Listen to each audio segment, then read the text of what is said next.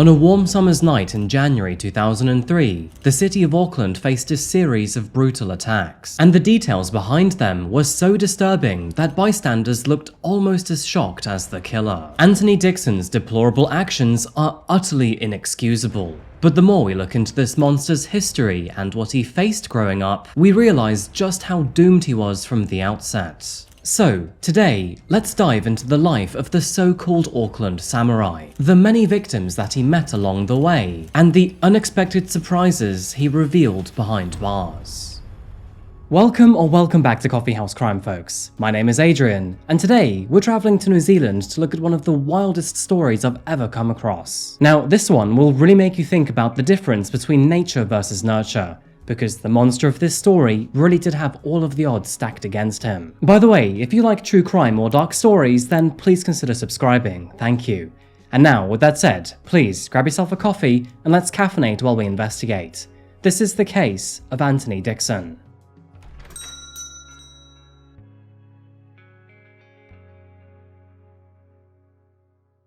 Throw yourself across the Pacific Ocean, and with a little bit of luck, you will find yourself at the shoreline of two of the world's most beautiful islands. And of course, I'm talking about New Zealand. So on that note, welcome to Auckland, folks. As the country's most populous city, Auckland is a diverse place with a melting pot of cultures. Located on the Northern Island, it is also known as the City of Sails, due to the many yachts that dot its shorelines and harbours. The city's volcanic origins have left a landscape dotted with dormant volcanoes, this including Mount Eden and Rangitoto Island, which are both incredibly popular spots for hiking and sightseeing. The surrounding Hauraki Gulf is also home to many islands, including Waiheke Island, which is renowned for its many vineyards and scenic beauty. Now, of course, we must stop and pay our respects to the indigenous population, the Maori people. Maori, also known as the indigenous people of Aotearoa, represents 19% of New Zealand's 4.7 million population. Much like the Aboriginal and Torres Straits Islander peoples of Australia, I find their culture and ways of living to be absolutely extraordinary. And for many of us, that fascination does often begin with the haka.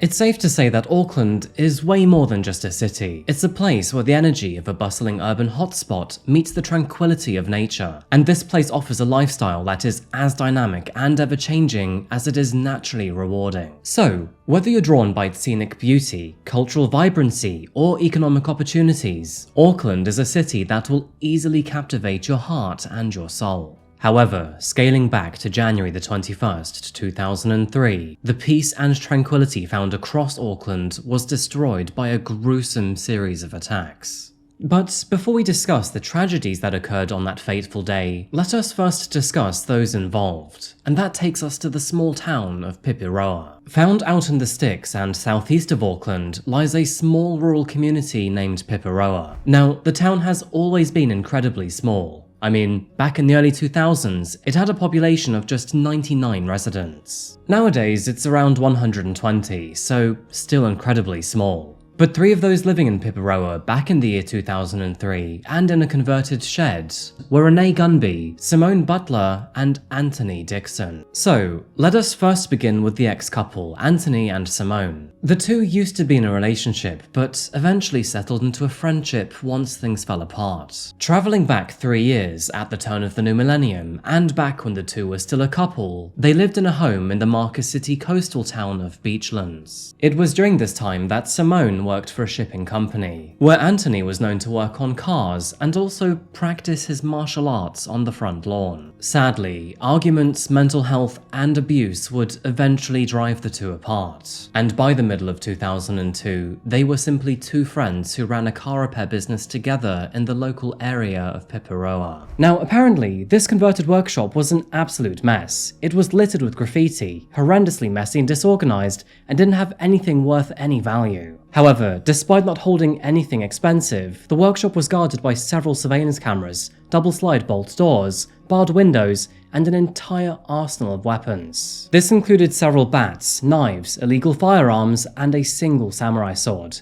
We'll get back to all of that in a short while, but the key thing to note here is that Antonie was extremely paranoid about his safety. Anyway, Antonie and Simone managed to get by with this business with relative comfortability, but locals did know Antonie as a hothead who often ranted about life. It was in November of 2002 that Antonie would cross paths with another woman named Renee Gunby. And shortly after meeting, she would actually move in with him and Simone into the workshop. You see, Renee was in a very abusive relationship at the time, and so when Antonie offered her a place to stay, well, she jumped at the chance. And so, within only a couple weeks of knowing each other, off she went to move into this place with both him and another woman. But just because Renee had managed to escape her abusive ex-partner, that doesn't mean that she was out of the woods just yet. No, in fact, sadly, she had just downgraded from a dangerous household to a lethal one. It was on her very first day at the new workshop that Antonie reportedly picked up one of his firearms, and then proceeded to shoot out a window to the side of Renee's head. She perceived Antonie's actions as just fooling around and showing off, and the truth is that he probably likely was too. But unknown to her at the time, the man was an incredibly paranoid, antisocial, violent, and unstable person. He would become quite possessive over the weeks too. But by the time she realized how unhinged he really was, she was unfortunately in too deep. And by then, the two had started some kind of strange relationship together. You see, Antonie would often take her phone away and would never let her out of his sight. Put quite bluntly, he was controlling her, and Renee was slowly starting to feel it. And that's when his paranoid behavior started to show too. You see, Antonie had been paranoid about many things in his life for a long time. But now he had grown attached to Renee, she too had become part of these paranoid thoughts. He began to accuse her of sleeping with police officers, who were all in on an elaborate scheme to take him down. And when she introduced him to her family, well, that is when he also started to believe that they were in on it too. Over the following weeks, Antonie became more agitated, more short-tempered, more erratic, and more violent. It escalated to the point that, by January 2003, Renee and Simone were living in fear. And sadly, on January the 21st, those fears would be realized in the most gruesome of ways. All of it began the day prior. In an ever-worsening mental state, Antonie and Renee had driven to her mum's home to ask for support. Antonie was still ranting about her family working with the police to betray him, so Renee thought that maybe she could calm him down by working with him to find a counsellor. The mother and daughter had additional plans that day too. The family had plans to pick up a new car, and so, heading out to pick it up, they left Antonie home to wind down. This initially did not seem like a bad idea. However, shortly after leaving the property, Renee looked in the rearview mirror to see him speeding behind them, weaving through traffic with tires screeching and lights flashing. Renee felt bad for Antonie, who seemed desperate to have her back. And so, in a moment of weakness, she decided to leave her mum in the car and go back home with him. The two of them left Auckland, travelling back to Piparoa and to Antonie's shed. However, little did she know that this would have dire consequences for her. Antonie's mood never improved. The following day, Antonie and Renee were alone at home while Simone was out with a friend. Antonie had spent most of the morning in a rather agitated state, but things really would take a turn for the worse after he made himself a hot bath. In the other room, Renee could hear him talking to her about the messages he had received from Allah. She had no idea what he was talking about, but allegedly all of this was her fault, and he was not afraid to tell her. That is when he suddenly got out of the bath, grabbed a hammer, and hit Renee's hand so hard that bone broke through her skin. And in that moment, she realized that suddenly she was in grave trouble. Renee tried to downplay the situation, but sadly it was all too late. She was now more than just a spectator of the violent state he was in, and unfortunately, it would not stop here either. Soon after the initial attack, Simone returned home to find Antonie in a highly distressed state. That is when he immediately turned on her too, accusing her of sleeping with the police, and that, furthermore, she was also trying to poison him. Simone denied these insane allegations and reminded him how long they had known each other, but sadly, he didn't listen. Just moments later, Antonie grabbed his samurai sword and then charged towards both women. Antonie then attacked both Renee and Simone with the samurai sword.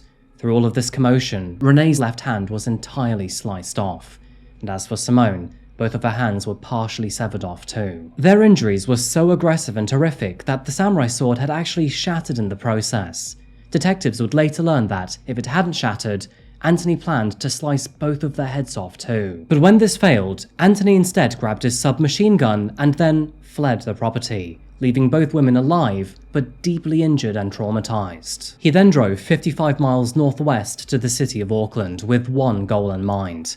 You see, Antonie had just committed more than one terrible crime, and he was not prepared to go back to prison. And so, his plan was rather simple. Antonie wanted to initiate a shootout with officers to, quote, go out in a blaze of glory. But first, he needed to grab their attention somehow. And unfortunately, the best way for him to do that was to target an innocent civilian and murder them in cold blood. Unaware of the chaos that was unfolding around him, a young man named James Ta'aute was walking through Highland Car Park. At 25 years old, James was a family man who found himself in the wrong place at the wrong time. He had left his wife and 3 children at home to head to the supermarket with his friend and cousin. And tragically, it was in those relaxing moments that he was mercilessly gunned down by Antonie, completely unaware of who he was or what he was up to. Now, thankfully, both his friend and his cousin escaped unscathed. But for James, it was all too late. His injuries were not ones that you could ever come back from, but Antonie, he had already moved on. Meanwhile, a passerby who saw the attack phoned the police to report that he had just seen a man mow someone down with a submachine gun. Not only that, but he bravely followed Antonie long enough to get a description of his face and his car's license plate. And as you can imagine, this would be vital information for the police who would use it within the coming hours. Throughout the night, Antonie prowled the streets of Auckland, driving 4 miles from Pakurunga to Howick until, eventually, officers tracked his vehicle down. It was in that moment that both parties exchanged a hail of bullets until police decided to back off in an effort to mitigate civilian casualties.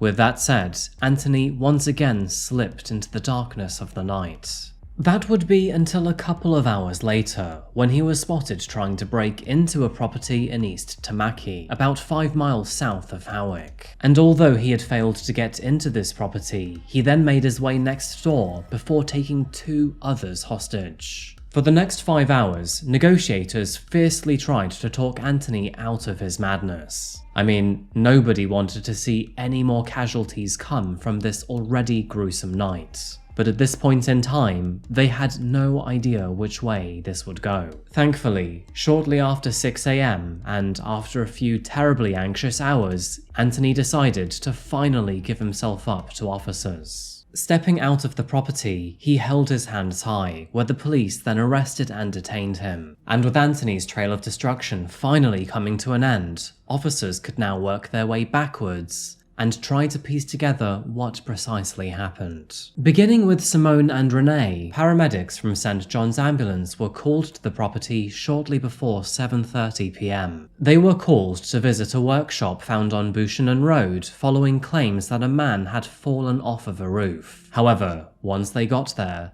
they found a vastly different scenario. Both Simone and Renee were found in a pool of their own blood, with a broken samurai sword nearby. It is noted that they were both alive, but in a very concerning state.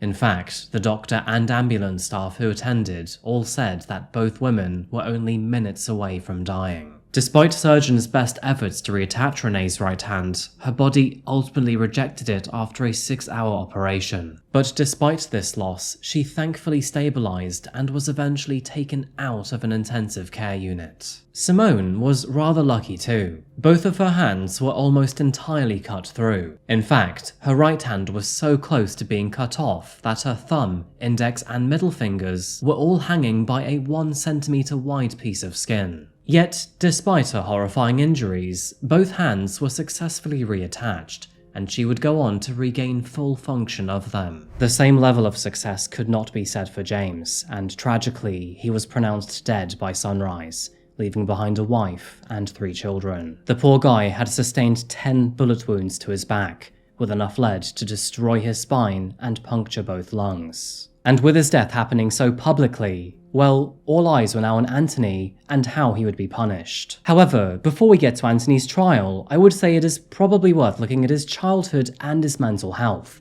because honestly, his story is probably the worst I've ever heard. In fact, he had suffered so much abuse and trauma that you can't help but feel sorry for the child in him. Now, of course, I cannot say the same thing for the adult or monster he became, but this story really is a compelling case for nurture over nature. So, without any further ado, let us dive into the world of Antonie's younger years.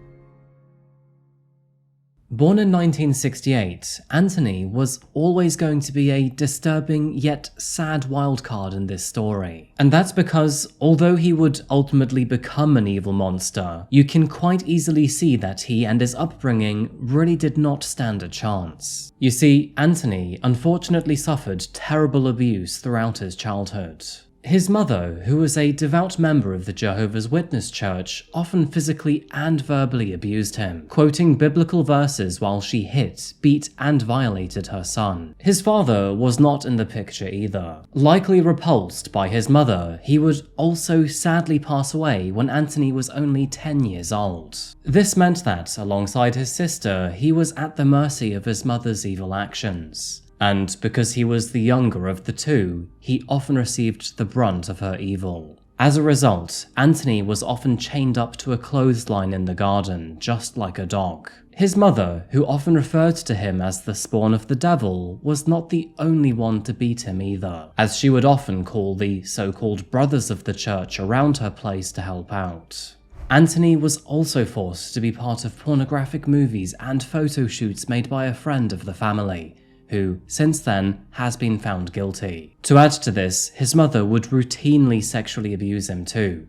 In fact, it is estimated that around 20 adults were guilty of this. It is also reported that Antonie could only bark as a child, leading him to believe that he could telepathically speak with dogs. His mother would also padlock him to a fence and ridicule him, instilling a powerful feeling of low self-esteem and self-worth. Put quite bluntly here, his animal of a mother would never let up on her barrage of abuse. And quite understandably, this severely hindered his chance of a stable and happy lifestyle. At the tender age of 10 years old, Antonie was institutionalized. From here on out, his mental health problems became much more evident as he moved through his teenage years. Therefore, as did the frequency with which he was punished for his crimes. Living in a household where the discussion of demons was a regular and natural thing, the young boy started to believe that he had inherited his father's demons, when, in reality, the source of all of his problems was actually just his mother. As a direct result of the abuse, he struggled with his sexuality, but fortunately, Antonie would never go on to inflict the same kind of thing back onto others. But the real damage done was paranoia. You see, Antonie believed that he was being closely watched and followed by pretty much everyone, and that furthermore, the police and government were out to get him. This even included him believing that commercial aircraft in the sky were actually following him, of course including buses, cars, and pedestrians. And so, from here on out, a very problematic and violent young man was created. In fact, over the following years, he accumulated more than 150 convictions. Many of these convictions were over theft and burglary, but there were several drug-related charges too. In total, he'd be jailed 14 times throughout the years, doing many small stints behind bars. Antonie was well known in the area to take methamphetamine quite often, and many of the locals knew him as unpredictable, aggressive, and extremely paranoid. It is widely believed that during his time with Simone and their relationship, Antonie just about kept himself together. But by the time he became single, the drugs had thoroughly cooked him. And of course, over the following months, we pretty much know what happened next. During his trial, Antonie primarily claimed insanity as his defense. He appeared wild and wide-eyed with an unusual haircut, and photographs of his appearance were widely published in major newspapers around the world. His psychiatrist told the court that throughout both of his assessments with Antonie, he observed some rather strange abnormality in his mental state. Antonie spoke about wanting to take his own life and murder other people, and he was both obsessed and convinced that he was at the center of a conspiracy. Those who knew Antonie spoke of his moods as similar to being possessed, and some believed that he had multiple personalities. Some of his former partners would talk about him being physically abusive towards them, where others spoke about how he sometimes foamed at the mouth whenever he was in one of his episodes. A medical examination of Antonie concluded that he was high on pure methamphetamine, also known as P, during the time of the attack. Now, this could explain some of the impulsiveness of his actions, and even the delusions he was experiencing at the time. However, of course, the drugs do not nullify or excuse his actions. And so, ultimately, Antonie was found guilty of murder, wounding, kidnapping, shooting at police, and aggravated burglary. As a result, he received a life sentence with a minimum non-parole period of 20 years. And just a side note here, but he was acquitted of 5 charges of attempted murder. Nevertheless, Antonie appealed his conviction to the Court of Appeal of New Zealand, arguing that the trial judge failed to properly instruct the jury on the law relating to insanity, and that, furthermore, the jury should have had the option of a manslaughter verdict.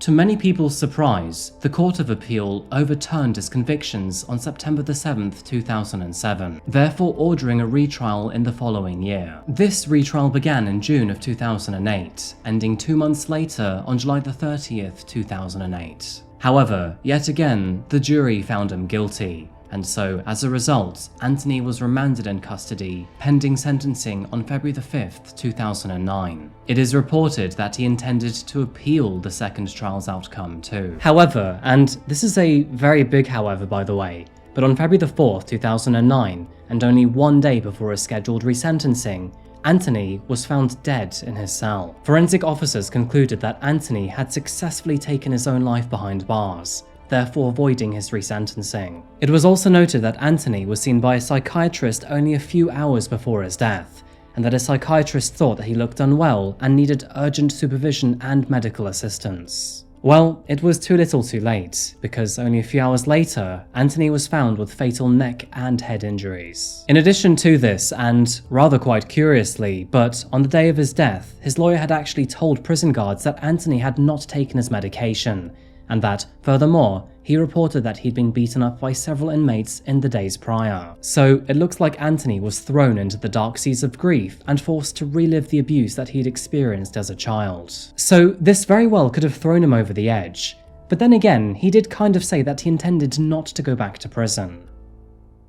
So here are a few additional side notes, but Antonie actually tried to attack his lawyer only days before his death. He did this by concealing a makeshift weapon which he hid in his shoe to try and stab him. He also tried to blind a fellow inmate by gouging his eye out with a fork, which later required hospitalization. And although it's not known if the eye survived or not, it is clear to see that Antonie was in a very aggressive, paranoid, and unwell state of mind.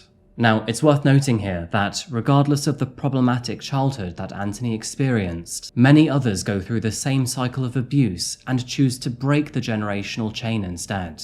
And sadly, as a result of all of this, James Ta'aute, the most prominent victim of this terrible story, should still be alive today. James left behind a partner and 3 children, ages 8, 4, and 1 year old. His death was entirely senseless, and left many people with an open wound for the rest of their lives. James is described as very open and forthcoming to people. He was a devoted father, a terrific partner, and a real family man.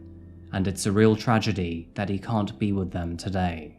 Now, surprisingly, Renee and Simone both kept in touch with Antonie after his arrest. This obviously changed after his death in 2008, which is probably a good thing. I guess you could say that the distance could now allow them to emotionally heal. When asked why she held on to him for so long, Simone answered, "I thought that with love and compassion, patience and understanding, I could make him good and well and happy and balanced." Simone no longer thinks about her ex-partner, but she does advocate for a safer world for women and partners in abusive relationships. Sadly, in March of 2016, Renee was arrested after a covert police investigation called Operation Bunk targeted a methamphetamine distribution chain. She pleaded guilty to 9 charges of possession or supply of the Class A drug, totaling 382 grams over 3 months, and 2 charges of possessing iodine, which is used in the manufacturing process. Hopefully, she has now been rehabilitated and will remain out of trouble. And on a lighter note, and in rather typical New Zealander humour, I guess someone had to go ahead and make this for a movie poster. But don't hold your breath,